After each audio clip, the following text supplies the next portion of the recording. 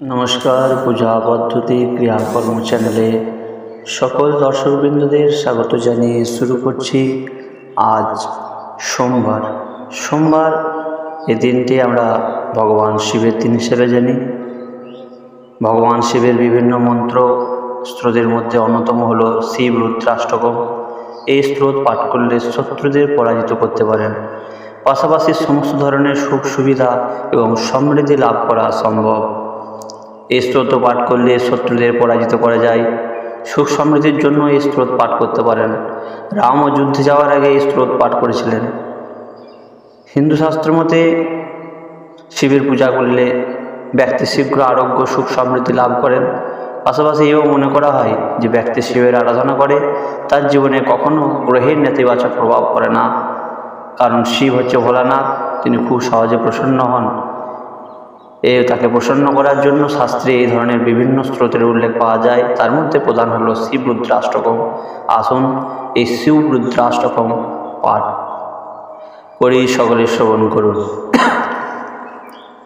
নমামি সমেশান নির্বাণ রূপম বিভুম ব্যাপকম ব্রহ্মবেদ স্বরূপম निजं निर्गुणं निर्विकल्पं निरीहं चिदाकाशवाकाशवाजं वदेहं निराकारमोङ्कारमूलं तुरीयं गिराख्येन गोतीतमेशं गिरीशं करालं महाकालकालं कृपालं गुणगार संसारवारं नतोऽहं तुषाराद्रिशङ्काशकोरं गभीरं मनमोतकोटि प्रवासी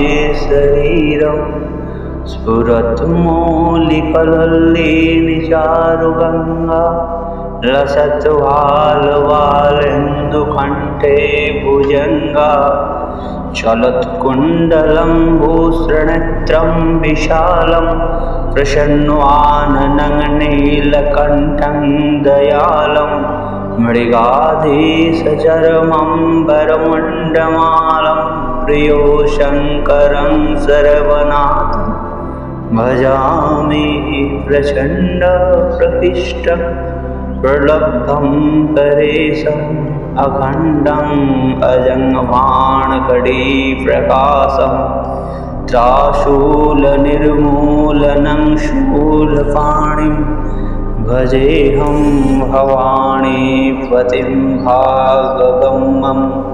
कथितकल्याणकल्पन्तकारे स्वदा स्वज्जनानन्ददाता पुरारे चिदानन्दसन्दोह महाफहारि प्रसीद प्रसीद प्रभुमन्मध्वारि न यावत् पुमानाथ पादारविन्द्यं भजन्ति हो लोके परिवानरानं न तावत् सुखं शान्तिसन्तापनाशं प्रसीदो भव सर्वभूताधिवासं न जानामि योगं जपं नैव पूजं नतोऽहं सदा सर्वदा शम्भुतुप्पं जराजन्मदुःखतातापौमानं प्रभु पाहि आपन्मशेषं सम्भो। ओम नमः शिवाय, ओम नमः शिवाय, ओम नमः शिवाय। हर हर महादेव, शिव शंभो।